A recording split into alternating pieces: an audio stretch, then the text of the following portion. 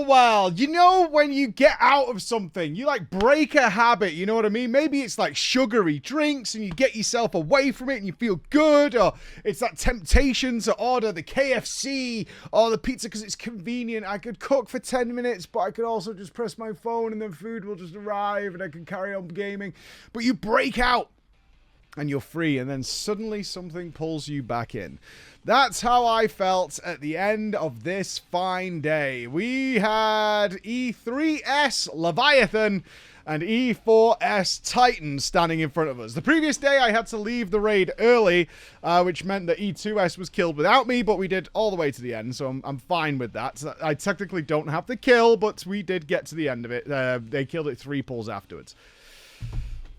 They got about halfway into Leviathan, is what I found out the next morning when I came back in, and we were ready to raid again. Now, Leviathan, surprisingly, took us a long time. Not because of me, I don't think, but more it was nailing down the very, very fast combo of things and very niche positioning that is required for the latter, like, 20% of the fight. We actually got back to their progress point within, like, 1 pull, I think. I was like, oh, okay, yeah, this all makes sense. You can kind of follow the leader a little bit, and you can figure out what the hell is going on.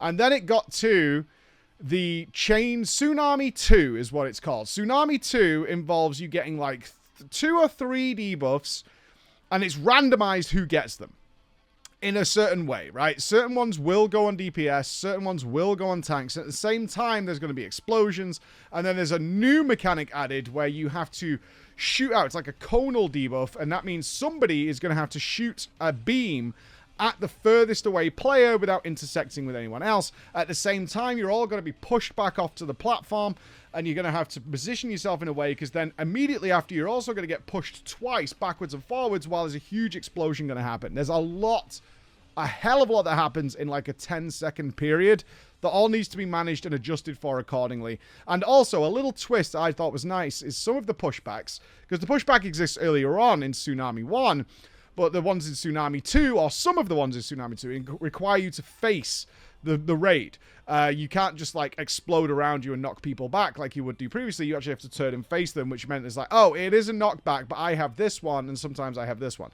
And you had to swap around. At the same time, you're all spread out previously, which meant certain players who were doing one pushback had to run a long way, and it's like, okay, how do we position a group in such a way that that's easy to do? So all that was happening. That took us a few tries in order to get consistently through that. But then it led to a whole brand new mechanic, which is essentially the last mechanic of the entire fight, which was smokers, is what they were called. Now, mechanically, this is extraordinarily simple. Like, crazy, crazy simple. But it does come after, I think, like 8 or 9 minutes of getting everything correct. And then it's like, this is a new thing that you need to deal with. And also, it's happening at the same time as other things, because of course it is. So you've got to, like, do all this while this is happening, which then leads into this later. So that's where we kind of got stuck a couple of times with people like, oh, so wait a minute. Do I soak with you? Because we've not seen it before. Do I soak with you? Do you leave a pool and then I soak that? And then, okay, there's 4 pools. So it goes like healer, DPS, healer. And then the original person can soak their own, but they can't do another one because it's going to explode. So that was all going on. Anyway, it took us like, I would say like an hour and a half to defeat Leviathan, but we did in good stead as well, which was really good. And then we moved on to the thing that awoke something inside me, which I thought was long, long dead. But it is not. It lives there. It's part of me. It's part of who I am, and it exists, and it's there, and that is Titan. How to describe this? Those of you who have done this will be like Pepe laughing right now, like, yeah. The first, I would say, 30 seconds to a minute of this fight is possibly the most relentless onslaught of mechanics I have ever seen in any raid boss. Honestly, just doing this fight made me feel a little sad for how the latest Savage race turned out, which got kind of hammered into the ground, because learning this blind, although the World First Skills did it in a similar sort of time, we found out it's like the World First Skills did do it in about 12 hours, but for us, even though we kind of knew what the hell was going on because we'd seen a guide, and some people had done it before, it was like, oh, okay, yeah, this is not a joke. This is rapid. Absolutely rapid and relentless, but also really cool. One thing about Leviathan I didn't like is the soundtrack. I know that sounds blasphemous to some of you, but the soundtrack's very repetitive. and not particularly interesting. And then it switches up to Titan, which is a much more interesting song. I've no doubt eventually it will get repetitive as well, but my God. And it's full of memes, which I really enjoy. From a raiding perspective, with especially raiding with like funny, interesting people like I am, is like when there's memes, he's Hansy Man, he's Mr. Hands, now he's turning into Hot Wheels, you know, he's Brian Pottering across the platform. And everything here is... It didn't click for me for a while, especially after E2S. Like, after certain mechanics, you have, like, clock spots to go to, where, you all stand in clock positions around the boss. But it's actually just all based on the squares. And then when that clicks, and you're like, oh, it's just based on squares. It's all based on squares. From the explosions to the charges, to the knockbacks, it's all based on just one square. And then it kind of clicked, and it was like, ow, okay. It's not like clock spots like E2S, where it's like, as long as you're in a clock, the cone will go out. No, it's blowing up the squares. So you need to spread into the squares around the boss. And it's like, okay, this will take 4 squares, this will take 2 squares, all that kind of stuff. But it's so rapid fire, it opens up so much opportunity, more than any other boss we've done so far, to really think about which buttons and GCDs you're using when. Because I actually hadn't struggled with the healing on any of the other fights. Like, every time something major was happening, I had my spells available. Like, it was fine. Nothing had happened in the previous, like, period of time to, like, be like, oh, I don't have anything. That's not what happened on Savage. Like, ultimately, for me, I was playing this, and by the time we got to Phase 2... Yeah, we'll call it Phase 2, when he goes Mega, which we did manage to get to quite consistently towards the end of our progress day.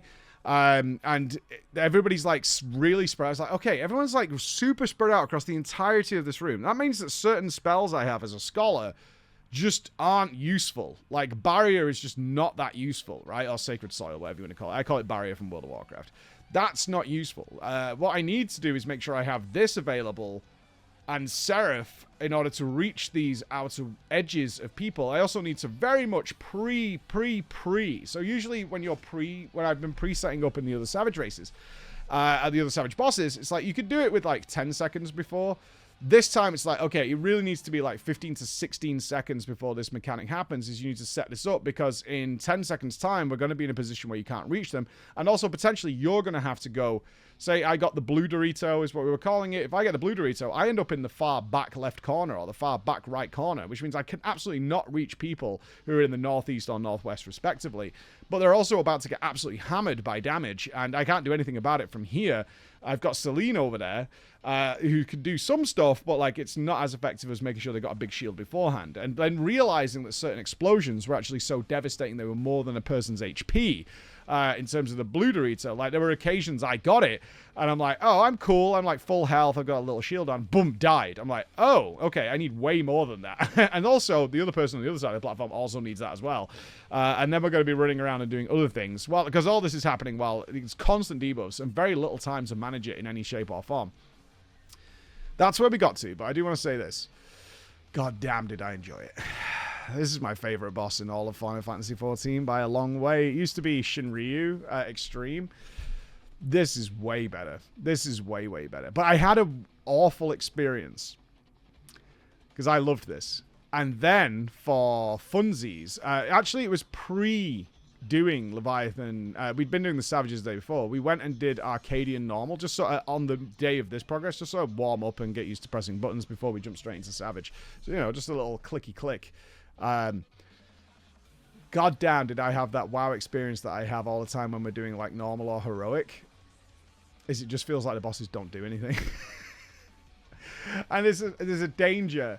And I think anybody who's done Mythic raiding or who's done Savage raiding will be very familiar with this, is once you're playing in that environment, everything else is trash and in slow motion, and you're bored. You're like, okay, there's just nothing happening.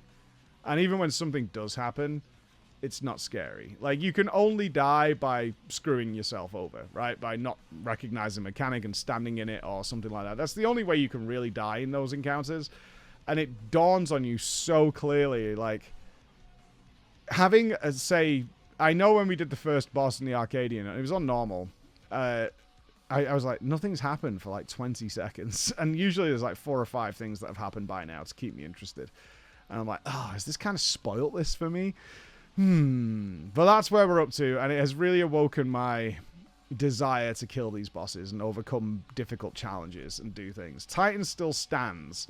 Looks like we're probably going to go into it next week. If you don't know, I'm doing my vacation. I take a vacation every couple of years.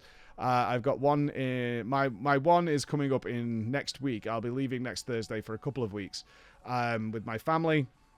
And then our next one is 2026, I think. We try and book our vacations a couple of years in advance. I am actually supposed to be going to Orlando, which is currently, you know, I'm sure you've seen the news, is not in great shape. So maybe it's going to be cancelled. I have no idea of what's going to happen there. But obviously, if everything is, you know, destroyed and people's lives are upside down, then we're not going to go there and be like, hey, I need my IHOP. That's not going to happen. That remains to be seen. But it does mean that obviously we're going to try and raid next week. Nagura's unfortunately had to drop out because she's got other priorities that she needs to get done. So we will be looking for a replacement on the team. But ultimately, I want to finish this. Like, I came into this with this predetermined idea, which was I would like to see the Eden raids in case there's a savage event that I'm going to be part of. Like, if I'm going to be casting it, whether it's online or whatever, or something like that for Ultimate. I was like, I came in with that pre-expectation of like, oh, I'm only here really to kill these. And when we were talking about putting this raid group together, the conversation was, all right, let's start with like min item level, no echo. And then if we're running out of time, we'll just kind of like, you know, we'll change it a bit so we can see all the mechanics and you get to know what these things are, so that when they happen in Ultimate, you've not only, I can research them, like I said, but it's you've played them.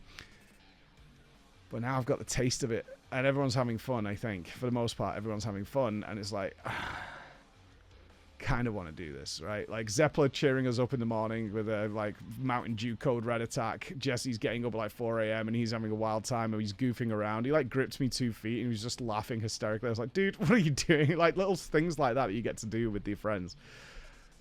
So I don't know what happens next. I actually have no idea. So I will let you know, all right? I will let you know. But for me, I kind of want to do this with the team and clear everything and just enjoy it and have fun and screw the Ultimate. That's where I'm at.